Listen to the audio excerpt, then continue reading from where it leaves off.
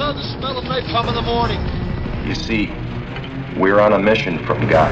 Great Scott. You're gonna need a bigger boat. Hasta la vista, baby. Go ahead. Make my day. I'm Ricky Bobby. You don't chew Big Red, then you. Welcome to this episode of the Movie Zealots podcast. I'm your host, Tom, joined alongside my fellow Zealots, Joe and Paul. How you guys doing for this episode? Doing great. Woo! Trying to match Paul's enthusiasm. Oh, he is so happy. It's been 3 weeks, so he's excited to get back on the mic. Yeah. Well, this episode, we are reviewing Rambo, Last Blood, and our feature presentation is It, Chapter 2. So exciting. But before we do that, of course, as always, we have From the Cutting Room Floor. All right, the first thing I want to mention from the cutting room floor is I was watching It 2, and the trailers came up, and, you know, you get the usual suspects. And did you guys see the trailer for the new Bad Boys movie? I must have missed it. I don't recall. And Martin Lawrence and Will Smith. Nope. Bad Boys. Oh. You guys you're aware of that franchise, yes? I'm aware that there is a franchise called Bad Boys. Okay, all right. So you haven't seen these movies, Paul? Or Joe? I have not. No, I have not seen Really? them. Neither. You haven't seen either Bad Boys movie? Nope. Wow. I had a small sexual encounter with one of the extras from Bad Boys. That's the only how I know that movie. Oh, Sweet. what in the world? Who knew? He was like, I was in Bad Boys. I'm like, okay, all And right. now you are a bad boy. Oh, Wow. so New Orleans, what happens? Are you sure that's not a pickup line? Because I'm sure everyone would use that. Like, He hey, I was just a bad boy. told to spank him. But he was like, it was like an incredibly small part. It was incredibly small part. Well, like, I'm sure he's insulted as hell now. Yeah. Well, Well, as long as you're calling his part in the movie small and that's it, we're fine. oh. Wow, he this had took his a wrong girlfriend turn. with him, but it was weird. It was a weird. Wow, that's for another podcast. It's memorable. But anyway, Right? that is This is the what goes to New Orleans, baby. Well, But, anyway. so that's the only. It's funny that you mentioned it because it doesn't come up very often, right? Bad Boys. I mean, what the hell? Okay. Go Well, apparently they're making a third in the installment, and I was like, oh, that's interesting. And I don't know if anybody actually wants to see a third installment, but when I was watching the trailer, I realized, you know, the first one I liked. I enjoyed the first one for what it was. The second one annoyed me because Martin Lawrence in the second one, basically, he wanted out. Like he didn't want Will Smith to be his partner anymore. In the whole movie, he's like whining and I don't want to do this, blah, blah, blah. And it really just turned me off with the franchise. I didn't like that aspect. So I'm watching the third one, and here now Martin Lawrence in this one wants to retire. So it's going to be basically much of the same as the second one, where he's a reluctant partner who doesn't really want to go along, but he's. I'm disappointed, to say the least. Now, if it was just them getting back together, buddy, and they're banging heads and doing crazy stuff, I would be much more enthused to see this movie. Whereas now he wants to quit again, and that whole Martin Lawrence has gotten old enough to become Danny Glover. Yeah, apparently so. But yeah, I this movie, I just don't know why they're going to rehash. It looks a lot like the same plot as 2 to me. Well, they've got to reintroduce the characters before they reboot it. Yeah, I guess. Although I must say, I probably want to see this more than I want to see Will Smith's other movie where his younger version is trying to kill himself. That movie, I just have no interest to see that at all. The de-aged Will Smith versus the actual Will Smith. Right. I have no interest in that in the least to see that movie. I'm not sure why, because it seems like it'd be right up my alley, but Is it a remake? I was curious. It seems familiar, the name of the movie, but I don't even know. I don't know. Yeah, I have no idea. What's the name of the movie? I don't even know. Gemini Man, I think. Oh, yes. Yeah. That sounds like that would be something. Yeah. But yeah, I have no interest in that whatsoever. I don't know if I just don't like the whole de-aging. Just it throws me off. I don't know. But that's that. Also, I wanted to mention MoviePass is officially dead. Did you guys see this? I did. Somehow. It took long enough. Wow. Somehow it lasted this long. They ran through all the money. They stopped doing everything like in July, right before the summer movie season hit. They suspended the entire company and said, we'll bring it back online soon. Okay, so it's been gone on for a while. Okay, it's just they officially said, hey, we're we're not really going to bring it back. Yeah, we can't afford for the service.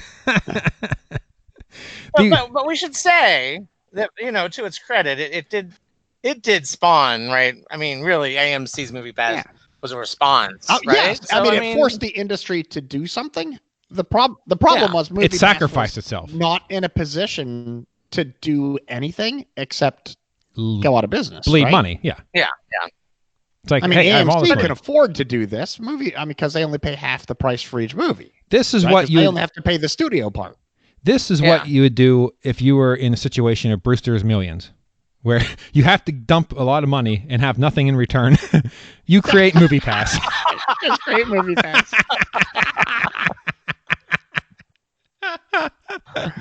Otherwise, I don't know whoever thought this was financially feasible. I don't know what they thought long term they were going to do, how they're going to turn this into a profit.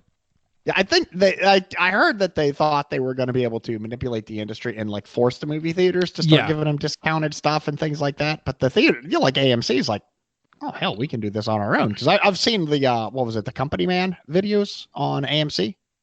I don't know what that is. He talks about business and franchises and such. But their movie revenue is like half, right? So half your ticket price goes to the studio and half belongs to AMC. Yeah, but they make 80% on concessions. Oh yeah. The food's where they make all their money. Yeah. And I tell you what, ever since I got the AMC pass, I spend a shit ton more at concessions than I ever have. Yeah. So a MoviePass, they don't get that. So they're just they get nothing. They have to pay the full ticket price instead of half the ticket price. Yeah. So, and they charge less. Yep. It doesn't really make any sense. There's no way they could have thought this was going to work. Well, apparently they did. Well, they're idiots.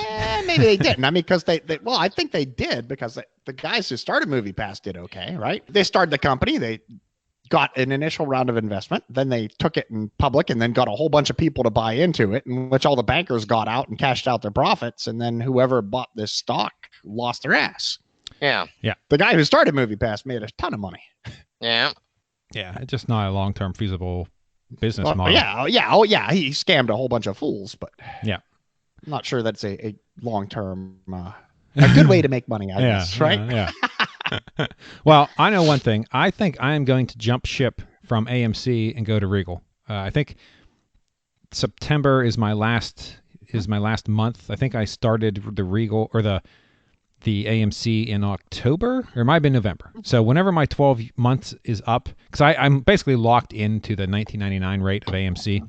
I think once my 12 months is up, it will jump up by a couple of bucks. And at that point, it will be the same or very comparable to the Regal that's offered.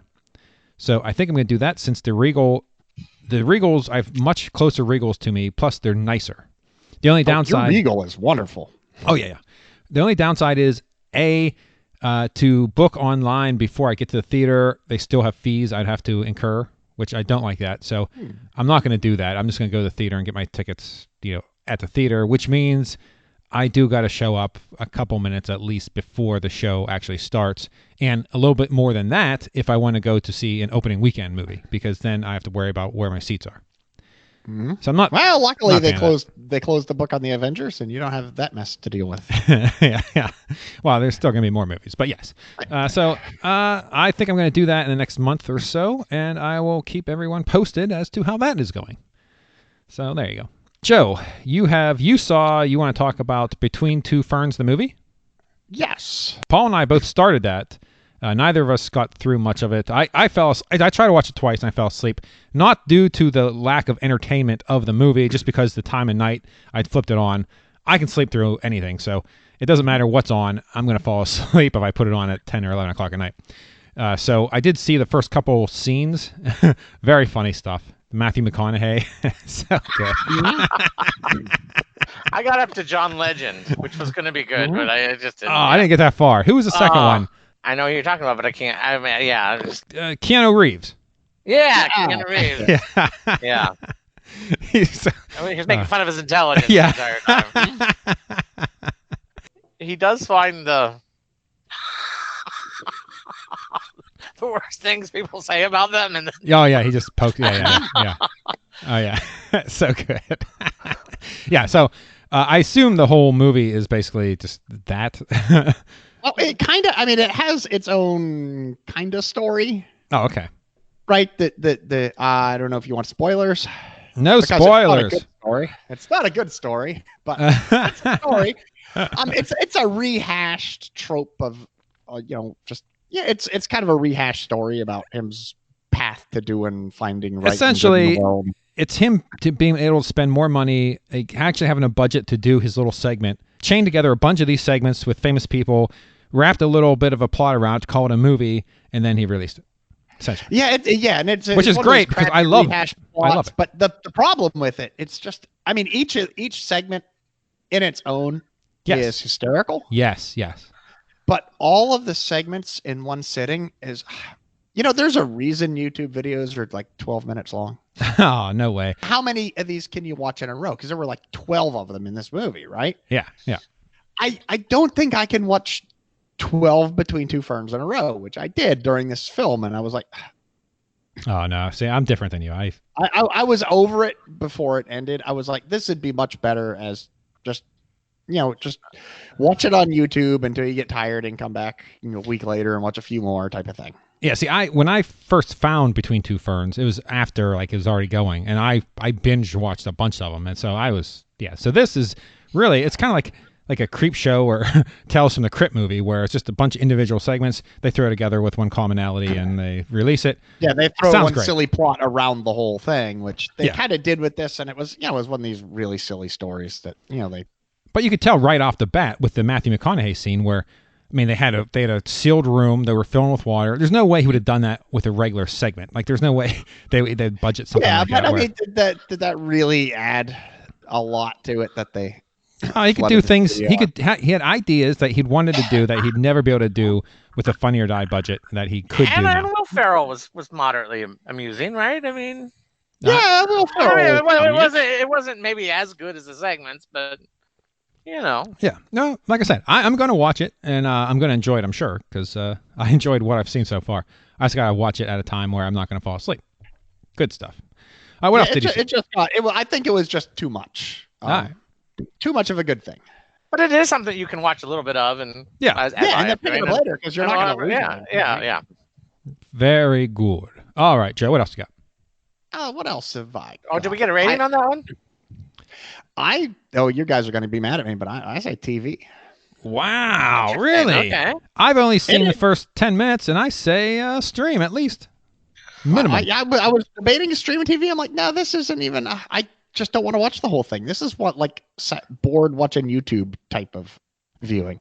But I don't get bored watching YouTube, sadly. Like I'll start watching YouTube and get stuck, and I'll look up and it'll be like 3 hours later. I'm like, what in the hell happened? Yeah. Well, I do too, but I rarely stay on the same channel the whole time. Oh, okay, okay. Hopping around. Yeah. This is too much on the same channel. Nah. All right.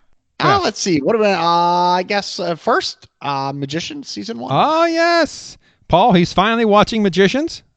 Great. Oh, wow. Great TV series. I absolutely love that. It is fantastic. I'm shocked it's sci-fi. Holy cow. Yeah. It is a budget and authors. So good. This is wonderful. And Paul, you read the books, right? Yeah, I read 2 books. I did not start the third one. Oh, what's up with that? I obviously didn't find the second one all that interesting. All right. I don't know. Now, as far as the TV series go, I was caught up, and then I don't know if they released another season that I haven't watched yet. I might be a season back. I'll have to check that out. I don't know. Yeah. How are you watching it, Joe? What's that, Paul? I have a whole season on DVR that I have about half a season that I haven't watched yet. Yeah, I have to watch it. Joe, how are you watching it? Is it on Netflix? I'm watching Netflix. Okay. So do you know if they, well, you wouldn't know if they had all the seasons. You don't know how many seasons there are. I just started season 2. Okay. Oh, fantastic. Yeah. Oh, I love that show. It's a great show. I mean, it's compelling. It's fun. I mean, it's not. The characters are so good. The characters are well written, right? Maybe you can solve an issue that Tom and I have on this issue. Oh, yeah. Elliot is definitely gay, right? I mean, what's that? Have you not gotten that far? Elliot is gay, right? He's gay. No. Yeah, he's bi. He's no. he has a little flexibility in there. He's banging that chick, right? His Elliot's gay, but it's his bestie. Every once in a while, they have a friend. I don't know. No, Elliot is completely gay. However, I mean, like they say, a leopard can't change its spots. Well, this leopard climbed a different tree every now and again. Yeah. Okay, that makes him bi then, right? He's bi then. We're gonna have a bad day today then on the movie review. This is already gonna be terrible because when we get to it, I'm gonna throw. No, our argument was Paul says he's strictly gay, and I say no. I think he's bi. No, he's gay, but there's. Well, Joe, no, there was no. What does that mean? That doesn't mean anything. You can't say he's gay and but he bangs chicks. Come on, I've slept with a handful of women since I've been gay, but I'm not gay. I'm not. Since you converted. I'm gay. But I think he enjoys it, though. You're allowed to enjoy it. Sex, of course he enjoyed it. Then he's bi. All right. You guys are... I don't understand what's going on. No. Here. I'm just saying if you've ever touched a penis, you're gay. If he's having sex with both, he is... You have to be gold star. You have to be a gold star gay. Is that what you're saying? I'm just saying. Paul, I don't even know what that means. A gold star gay is a gay that only ever had sex with men. Well, or if you're a lesbian, okay. Boy, this is going off the rails. Outside of maybe experimenting when you're young, yes, I would expect, just like a straight person, you just have sex with the people that you're attracted to. Yes, I would not expect you to dabble in both throughout after you've already experimented. You know where you stand. Because if you do that, then I'd say you're bi. And yet I feel like it's a trope that some gay guys occasionally will sleep with their good girlfriends. And maybe that's a trope you're not familiar with. Okay, maybe not. I'm just saying, when I watch that show, to me, he seems bi. Like I think he's banging that his bestie. I think they have a little something going on. But either way, him and that girl, everybody, really, all those characters are fantastic. If you've seen Romeo and Juliet, where the all-male cast that he's in. Oh, okay. Maybe that would have changed your mind. I don't know. I saw that first. Typecast. He plays Mercutio in it, right. But it's an all-male cast, Romeo and Juliet, and he's one of the main characters. So you should watch that. I think it's on Netflix probably. Well, I doubt you'd get through it, but go ahead. Regardless. He's a well-written gay character, Tom, and the character has a little more depth than they normally put into gay characters in Hollywood. Which makes him bi. And so I think it might be confusing you. Maybe. I think he's a bi character. Oh my God, the guy has depth? Let's just put a wig on him and just make it very obvious. Either way. God, what are they going to do? I mean, they can't really have him drive a Jetta. That show is, I cannot stress enough for anyone who has never seen it to go out and to watch it, because it is so good. Show. It's so good. It's just wonderful. Oh man, I love it. Love it. Oh, so good. All right, what else? Are we going to have trouble today on the review? I don't think so. Who knows? We're on the same page, right? Okay, we'll have to wait. Never mind. We'll have to wait and see. All right, Joe. What else? What else you got going on? Let's see. I saw The Boys. I was late.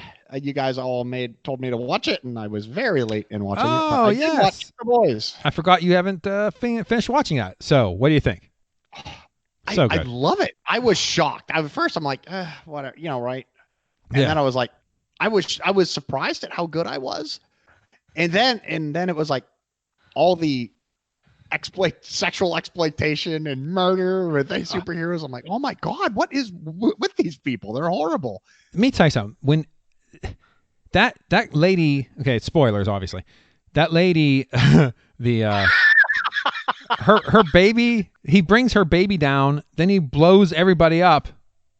Like that's unreal. Like, they just killed that baby. Like, they explicitly said, hey, this baby is dead.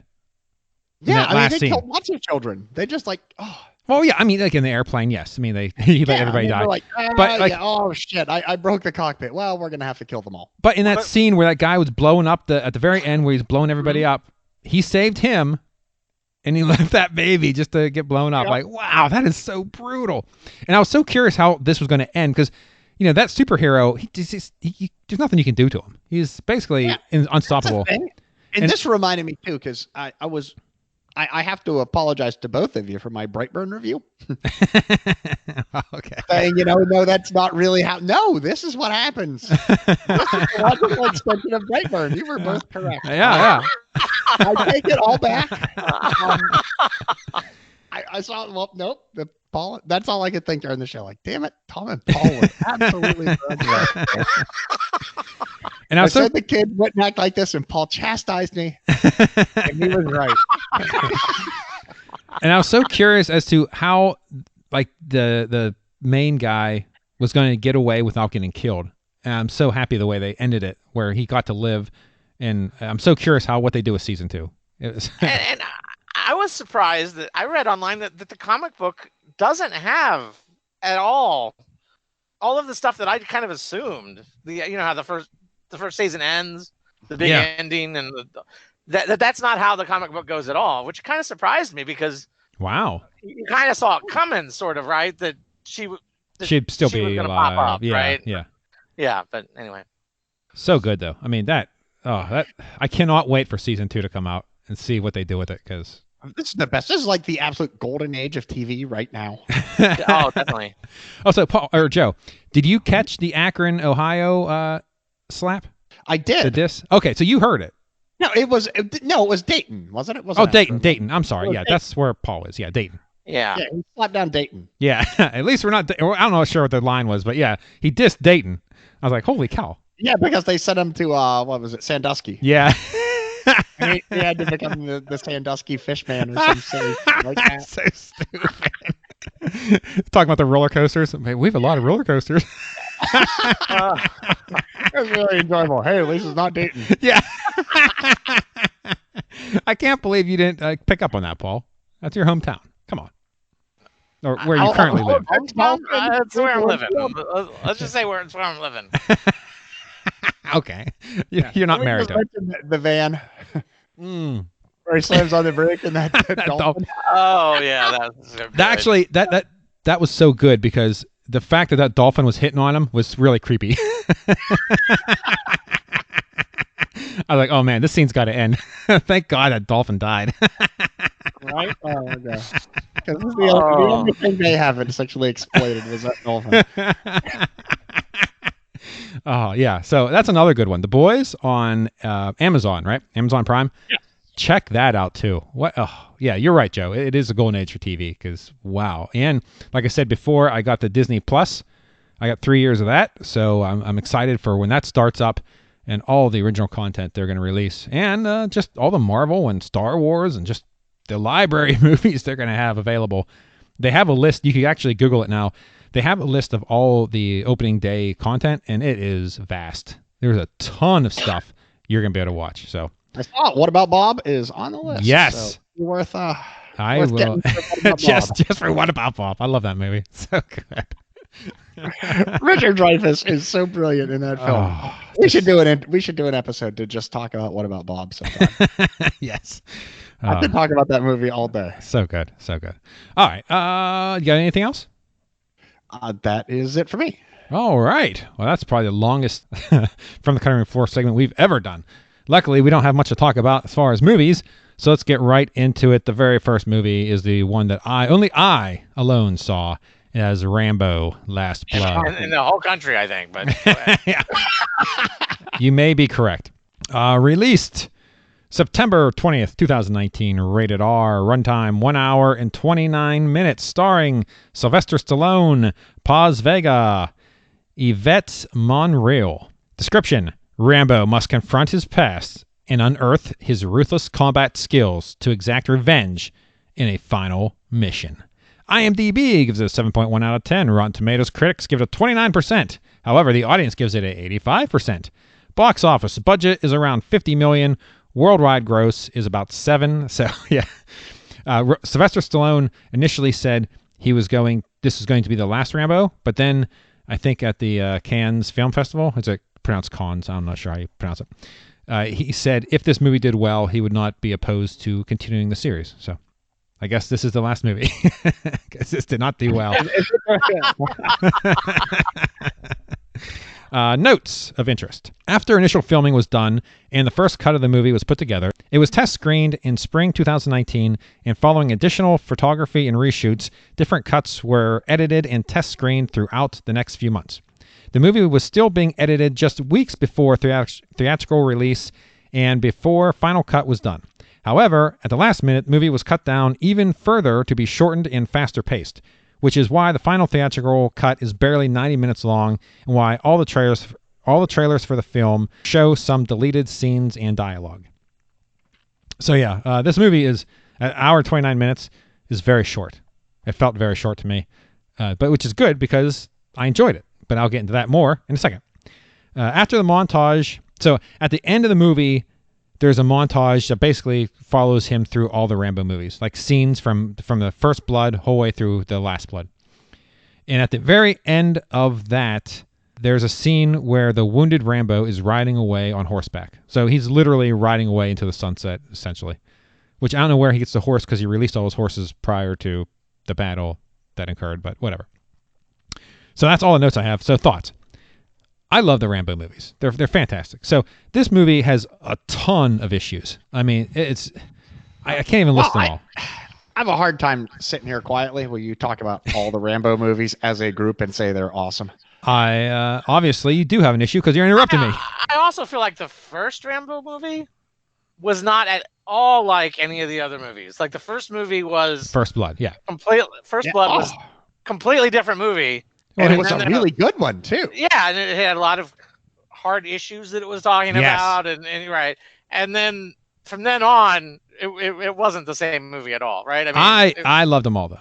Oh, okay. It was a different movie genre, maybe. Yeah, the second one was like almost a different genre because of, it went with it. Yes. Because what was it? With Became him an and action. Chuck Norris. They always did the go back to Vietnam thing. Oh, heck yeah, man. Missing in Action?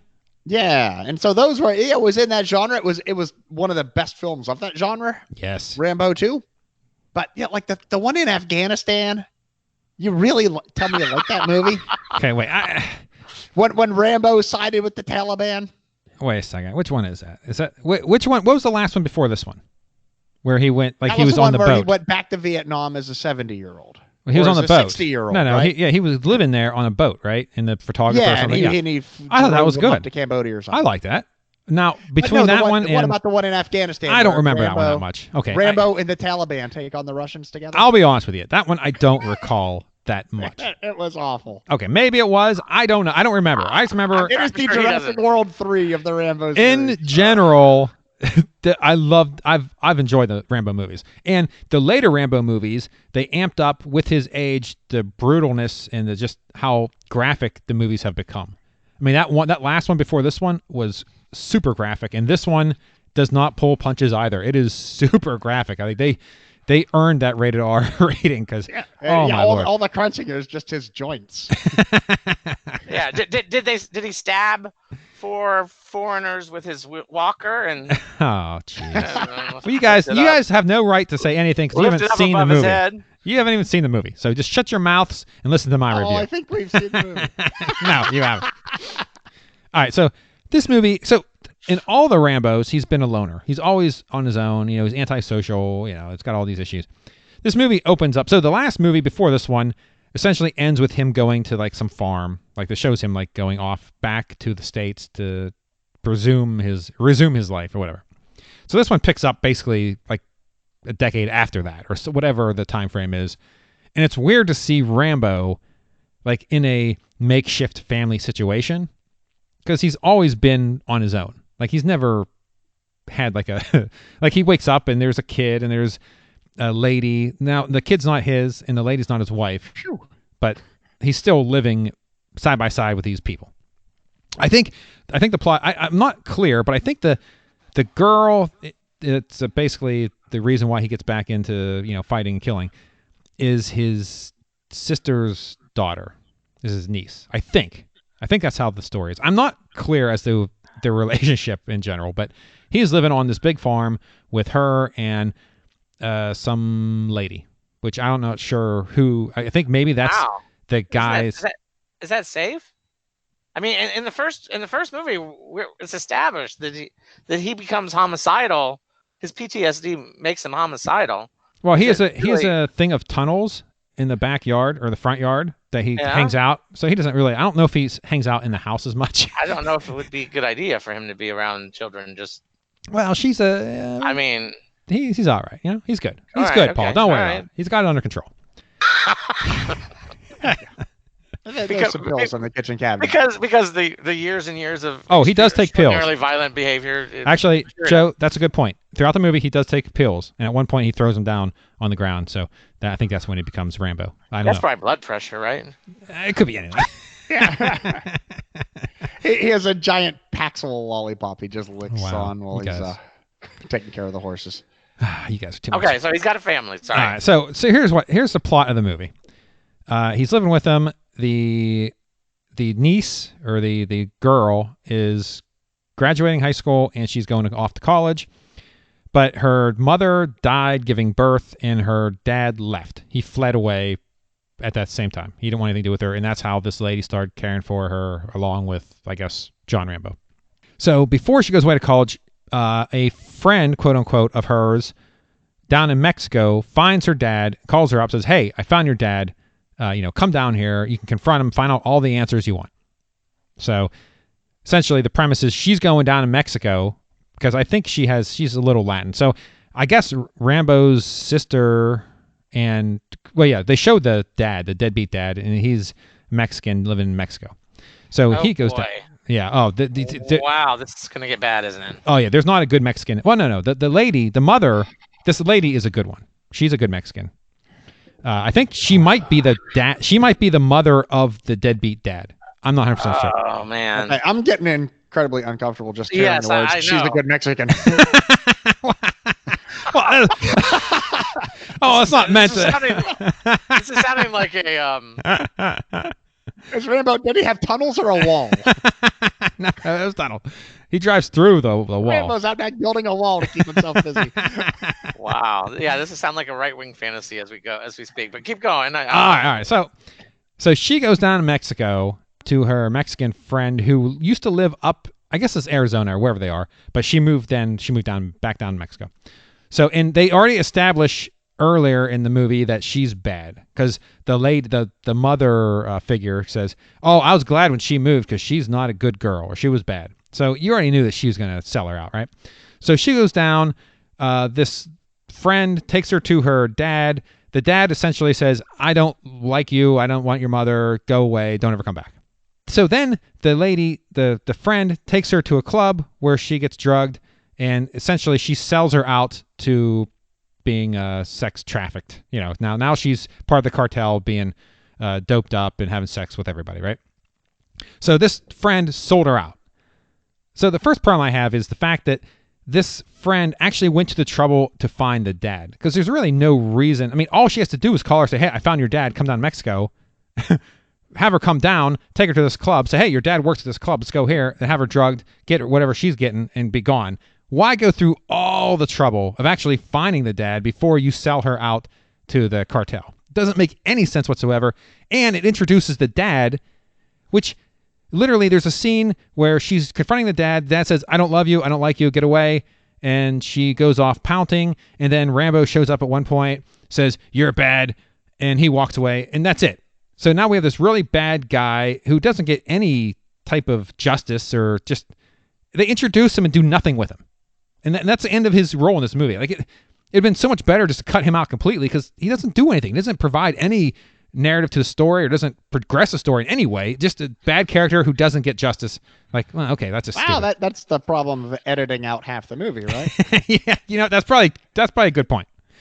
Plus, so this girl who sex traffics her friend, quote unquote friend, she's a bad person too. And so Rambo comes down to find her, and of course threatens her, and which is nice that he was threatening bodily harm on her, because now everything's PC and you can't grab a girl, which I don't condone. I'm just saying it's nice that he's Rambo, right? He wants to find his niece. He doesn't care. He said he was going to put a bullet in her head. He didn't care that she was a girl. He was going to kill her.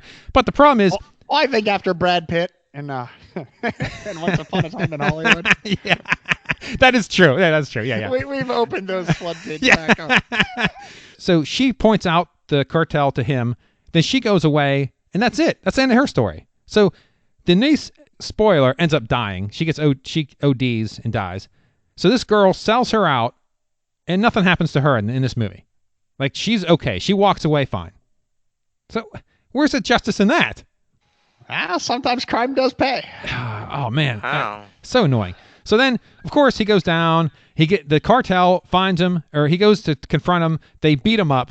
They let him live for whatever reason, and then he comes. So some reporter whose daughter also was not daughter. Her sister was taken and found OD'd in a corner. So same thing. So she was following this guy. She sees Rambo. She sees Rambo beat up to basically almost on his deathbed. She grabs him, nurses him back to health, and then he goes, grabs the daughter, kills some people, and the daughter ends up dying as he's going back across the states. Now this is a creepy part of the movie too. So he's in Mexico. His niece dies in the car while he's driving. And basically, he goes up to a border with just chain fence. So come on, Trump, hurry up, get that wall, because this wouldn't be able to happen if there was a big wall.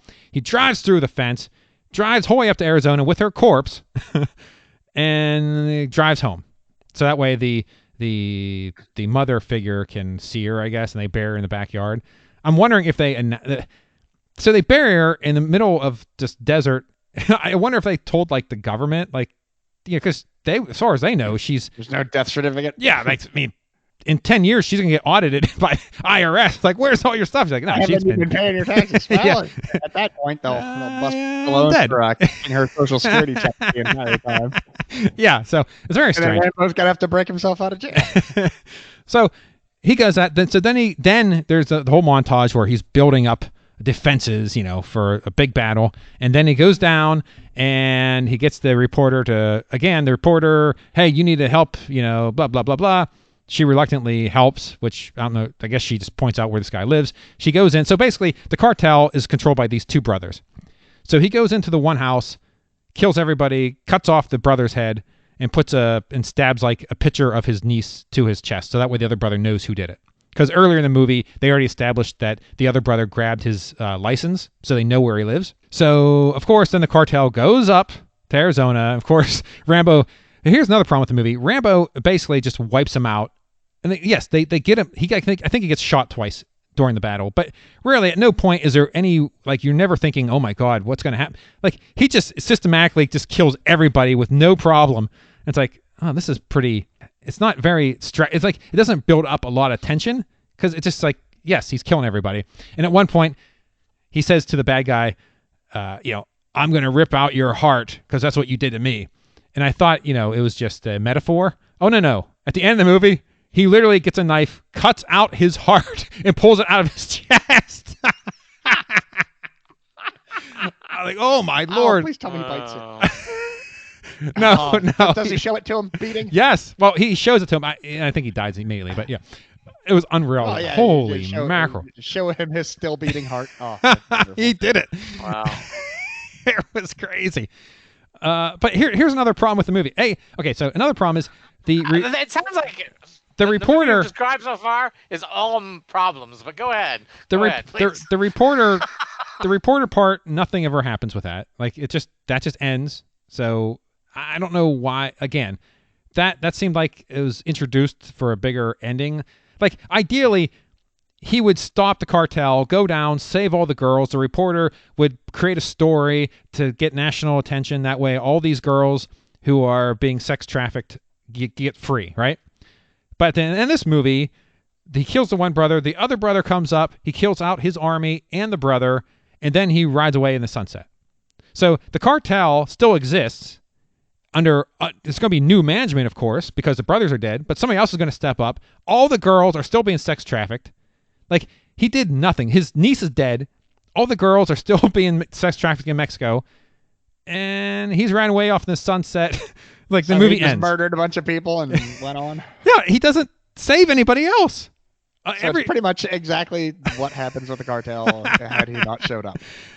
Yes, nothing happened. Like, yeah, he basically made new management. That's all he did.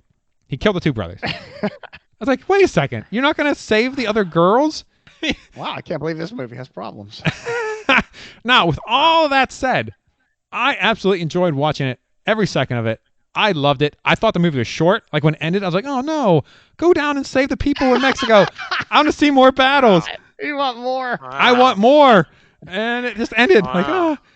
So yeah, it has tons of issues. You could tell, like it was like somebody wrote down and they started writing this movie, and at one point the studio said, okay, whatever you're doing, drop it. Let's film it. We got to get it out. Like, no, we didn't finish the ending. Like, we didn't actually tie everything together. No, that's okay. Don't worry about it. Just film it. We're not done yet. Yeah. We're out of money.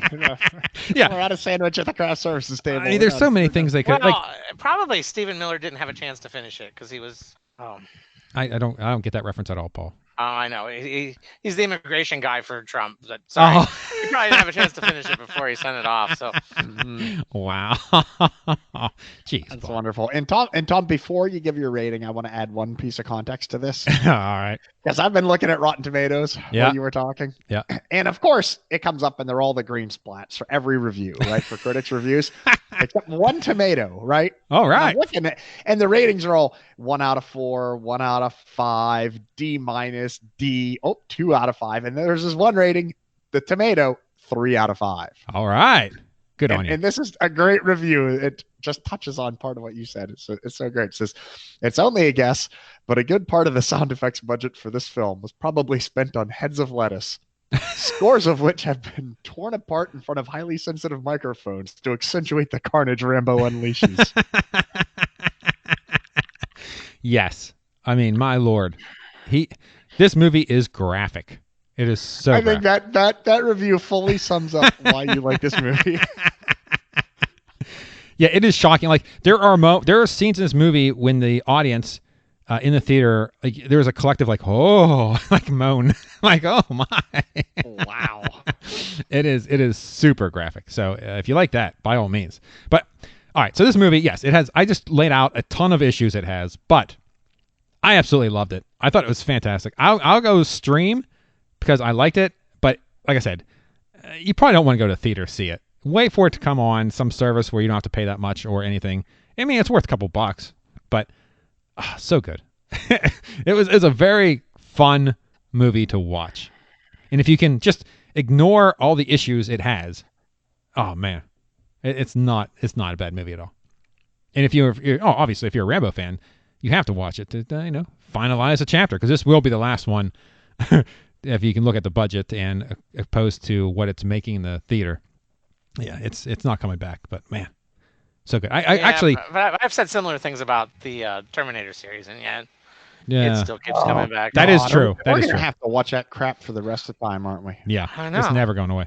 No matter how bad it does, it just Keeps. I literally was watching the trailer for that new Terminator and just had zero interest in that movie. Yeah, no, it's not going to be good. No. James Cameron's back. Oh, great. Okay, Yeah. make it stop. All right. Let's move into the feature presentation.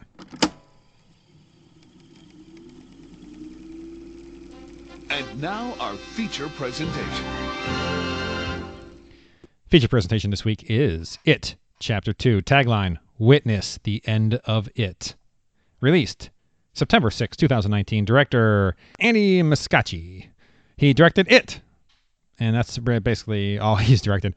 Rated R. Runtime 2 hours 49 minutes. Starring Jessica Chastain, James McAvoy, and Bill Hader. Description. 27 years after their first encounter with a terrifying Pennywise, the Losers Club have grown up and moved away until a devastating phone call brings them back. IMDb gives a 7.2 out of 10. Rotten Tomatoes critics give it a 64%, while the audience gives it an 80%.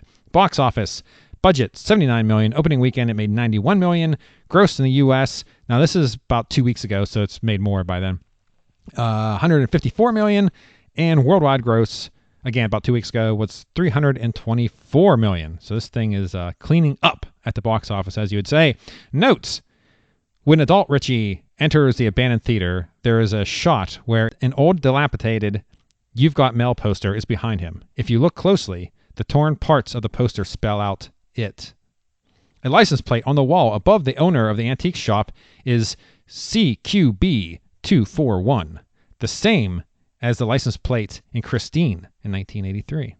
Now, there's a ton of these little nods to other movies and stuff. I didn't write down all of them, but there are literally dozens on IMDb, so you go check that out.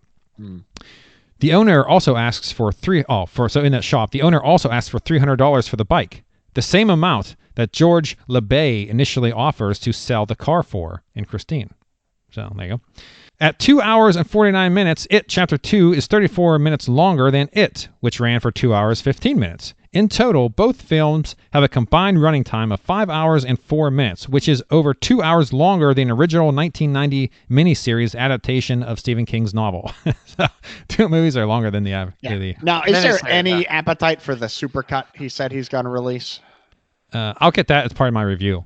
I think you'll know that answer once I say my review. When Richie, Bill Hader, sees the Stanley Spider, he says, "You've got to be effing kidding." I can't really swear on this podcast.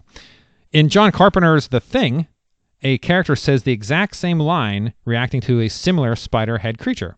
Now, I did notice when that spider head creature came out, I was like, oh man, that's like It. Or, I mean, that's like The Thing. And the fact that he said the exact same line is nice. Nice nod to a very good movie. Similar naming, vague naming concept for the whole creature, right? It, Thing, I don't Oh, wow. You're really taking it deeper, Paul. Nice. The Young Losers Club actors were de-aged in the film, the first time ever in a horror movie. Yeah, so the younger kids, I guess they aged too much. I was glad to see they're in it. It's like 3 years. The difference between like 14 and 17 is enormous. Yeah. Yeah. So I didn't notice. It didn't put me off. Maybe because I didn't know. Because that's what they looked like before. The Stranger Things kid, yeah. I mean, you could tell he looked a little younger in It Chapter 2 than he did in Stranger Things Season 3. Blah. All right. Maybe you're just becoming numb to de-aging. Yeah, except for Will Smith. That just throws me off. But maybe because it shows him in his regular age, too. Maybe that's what it is. Yeah, I'm worried about the De Niro one in The Irishman. Oh, I didn't see that. Apparently, they did a significant amount of de-aging for that movie. Yeah, I'm not going to like that either. Because I know what he looks like, too. He's in Joker, right? So yeah. I'm not going to like that. All right. Stephen King makes a cameo appearance as the shopkeeper, which is a direct reference to his 1991 book and 1993 film, Needful Things. A reoccurring criticism about Stephen King's novels is his lack of inspiration for endings, even in otherwise well-acclaimed novels. This is repeatedly addressed in the movie, where Bill received the same comments about his books. So I didn't realize that was a criticism of Stephen King's, because I did. I think it's easier to make a suspenseful, interesting mystery beginning than it is to fulfill that. Do you know what I mean? Like, yeah. It's too, and a lot of times, like The Stand, I feel it happened. It was a great beginning, but then how in the world are you ever going to wrap it up? Yeah. That big, as you know, you're right. expecting something huge, and you just can't live up to it. I don't think. Yeah, The Stand was probably the most. I've read it like 3 times, and I'm terribly disappointed every time I get to the end of the book. I love the book, but I hate the ending. Wow. All right. Well, I guess it is. So when I was watching the movie, and The Mist apparently too. The movie The Mist is not Stephen King's ending. That was the director. Man. That was such an awesome ending to that movie. Yeah, and it wasn't Stephen King's. Wow. Apparently, Stephen King watched the movie and said, "Man, I wish I had written that ending." Yeah, that was so good. Yeah, when I watched this movie, when I saw them continually bashing his endings of his books, I thought, oh, this is some type of inside baseball type thing where I just don't get it. But yeah, apparently I was right. Yeah, I don't know if I'm kind of I'm torn out. You know, I kind of like, okay, they're making these self-referencing things, but it tends to take me out of the movie too much. Yeah. When they keep referencing it, and and then Stephen King he's not a good actor. Don't put him in the movie. It just removes me from the film to watch him fumble through lines. Oh, yeah, but it's such a small part. I mean. Yeah, I know, but your suspension of disbelief just stops as soon as you see someone like Stephen King inside the movie. All right. Well, I guess we'll see. All right, let's continue. The ending of the movie differs from the book in that Pennywise is revealed to be a female spider in its most true form to humans, and the Losers Club must destroy all the eggs that were laid because they're about to hatch. Pennywise is only in the film for 10 minutes. So this movie is almost 3 hours long. He's in for 10 minutes. Near the end of the film, Richie recarves the letter R plus E into the same old fence that young Richie carved it into in the middle of the film. The R stands for Richie, and the E stands for Eddie. Okay, so that's all I have. So I'll start with my thoughts. This movie is almost 3 hours, and it felt every bit of almost 3 hours long. I was like, oh my God, this thing's got to end. It's just too much. Now, easy way to do that would be at the very beginning when he calls everyone, the one guy just kills himself. If we'd have half the cast do that, this movie would be just about the right length because it takes too much. Once they get back into town, everyone has their own story that they got to go into and their own little thing. It was just too much. It was like, I don't care enough about these characters to go through every one of them. Have their own thing. I mean, because I had some thoughts about that one too. Because they could have taken one of those stories and played it in the film, and then had them all come together in disarray. Yeah, implying that he messed with all of them. Yes, and you would realize, he's shown. messing with people. Yeah. But you don't need to show an hour of this crap no one cares about. Oh, it was too much. It was too much. I was like, oh my God, this thing there's too many people. I just wanted to die. They switched to another. Oh crap, not another one. Yeah, like they're gonna do this everyone. Really, I got to sit through all of these, and they weren't that interesting. They weren't interesting enough to really to care about. I didn't. Now, what did you guys think? They put Tales from the Crypt in the middle of the movie, right? Yeah. Yeah. There's a bunch of little compilation things. So what did you guys think? When I walked out of the theater, I had to look up, because I'm not good with names. I had to look up what the E stood for. I kind of I was pretty sure it was who I thought it was. It was that guy. And in the movie, they alluded many times. Oh, you have a secret, Pennywise. You have a secret. You have a secret. And at no point do they ever explicitly say what that secret is. And at the end, they allude to it by putting the E. No, they don't. They don't. They don't. If you're going to go to that much trouble to it's a problem. Rehash it over and over and over, and they never said it, right? We're at the end of the movie when they're all in the water washing off, and they said, Eddie would have hated this because we're in dirty water. I thought 100% for sure he was going to say, okay, here's my secret. I loved Eddie, I'm gay, or whatever. And he didn't. Nothing happened. Right. He goes in, he recarves the E, and the movie ends. Like, what? What is this crap? Like, if you're going to explicitly say you have a secret, you have a secret, you have a secret, you have to tell what the secret is. Don't just allude to it. I mean, come out and tell. I mean, you can't. They've done it. They set it up too much to just bypass it and just wipe it out. I mean, I have a rant about this too. So I'm so mad. And the fact that Chapter 1 didn't give any indication, I'm like, doesn't it seem? Yeah, that seems weird. Yeah, it's kind of like they threw it in. Yeah, there should be something in the first one that tells you to hint at this, but yeah, I guess maybe Pennywise is just too politically correct to torture a small child with that information. I don't know. Yeah, it just felt very I don't know, unsincere. They brought it up and then they didn't deal with it at all. They just kind of. Well, I think it's a weird cash grab, right? I mean, it's cynical. It's awful because you have these weird secretly gay characters. I mean, if you want a character in your movie to have sexuality because it's part of the story, fine, do whatever you want.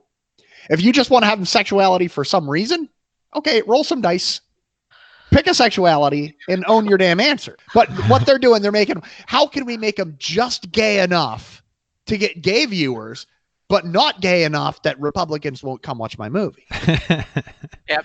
I mean, it's like, I want him to be gay, but I still want to serve Chick-fil-A in the lobby. Yeah. It just feels awfully cynical to me.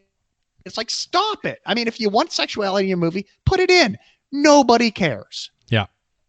Just stop. And then they have, it's implied that Bill and Eddie have a moment before he dies because the others are fighting it. They could have had a scene there, at least, acknowledging the relationship, but I kind of wonder if they filmed it and cut it or what, because I don't know what the heck. Anyway. Yeah, it's very, I don't know. I didn't like it. I didn't like that at all. And like I said, it felt so. And the book has the bully being gay, right? Which that was a weird thing. That whole that he somehow I guess because the bully gets the whole first 15 minutes of the movie that made you just cringe and like crawl under your seat. Yeah, it was bad, especially to take a real crime and then try to exploit it for for this is that whole thing was so, that whole beginning sequence, that movie was so unneeded. Yeah. I mean, I don't know what it is with Stephen King and trying to make me feel as uncomfortable as possible in a movie theater.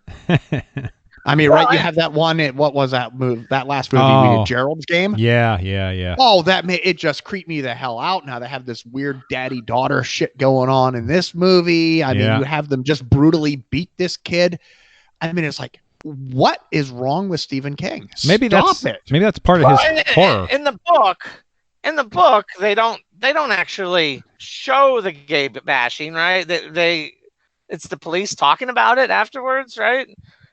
Anyway, but this was just like visceral. I mean, it was awful. I'm like, oh my God, I felt so. I go to a movie and I understand, you have these social issues you want to deal with, but I'm going to a horror thriller to be happy on a Saturday afternoon. I'm not coming here to watch a documentary to make me feel bad. Wow. Yeah, this movie had a lot of issues. I mean, I like Bill Hader. I love him as actor and the roles he takes. And I thought he was really good in this. It was just too long. It was too much. I don't know.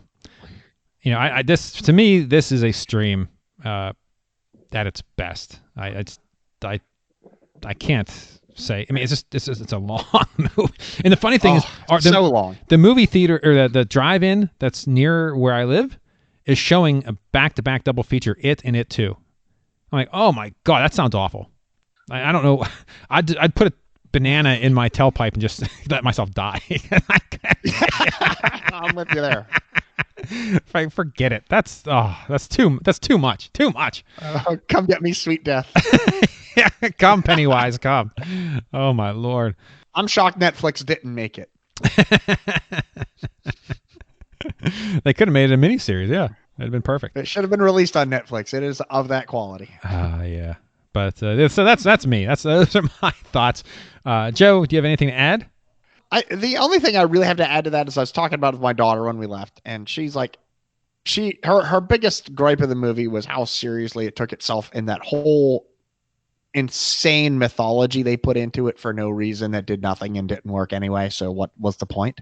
Right, you had the whole Native American mythology and the bag of whatever, yada, yada, yada, and it still didn't kill him, and all you had to do was love each other and hit him with rocks, and he'll explode. So, I mean, the whole thing was added and had no meaning to the story. Isn't the question obvious? Like, if they did the ritual before, why isn't it gone? Why were the adults too stupid to say, well, wait a minute, if this ritual destroys him, he's still here. So what happened? Yeah. You can't scratch out the side of the bag and try harder. Yeah, I think they just wanted to give show where he came from. Like, oh, look, this is his origins. I don't know. Yeah, I have no good answer. I mean, yeah, it was pointless. And the number of jump scares was off the chart. And during one of them, and this is one thing, and this is just to tell you about a horror movie, right? There was one of the jump scares. I looked over at my wife. I wasn't sure if she was scared or laughing. I mean, because it was just got to the point where they just became funny because they were so ridiculous. Yeah. All right. Well, I'm curious to hear what your rating is, Joe. I guess I guess stream it. Oh, okay. I mean, its home should have been Netflix, so maybe leave it there. Yeah. Very nice, Paul. Yeah, setting aside all the gay issues that, wow. I guess they should get some points for trying to include. I don't know, maybe not.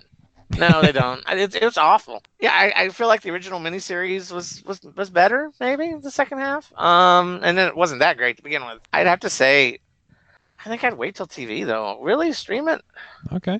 Well, stream might be a little optimistic, honestly. Yeah, I mean, like I said, I'd see it on TV. I suppose. I doubt I would stream. I doubt I'll stream it.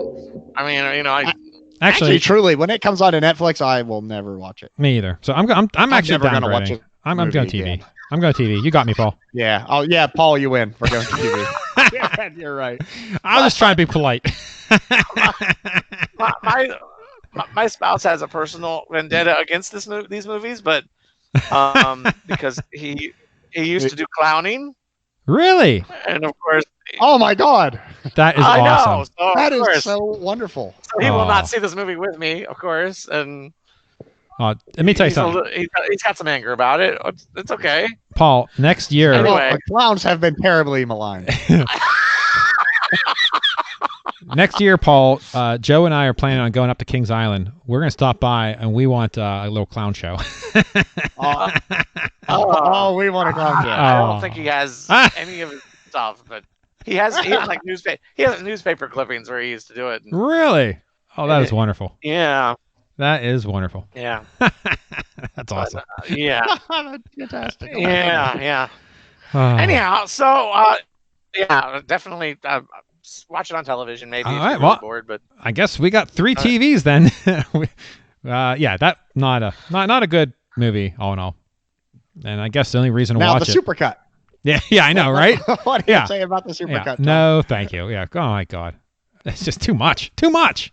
There's no need. All right. Well, I think that'll wrap it up for this episode. So thanks again to Paul and Joe for joining me. And until next time, that's a wrap.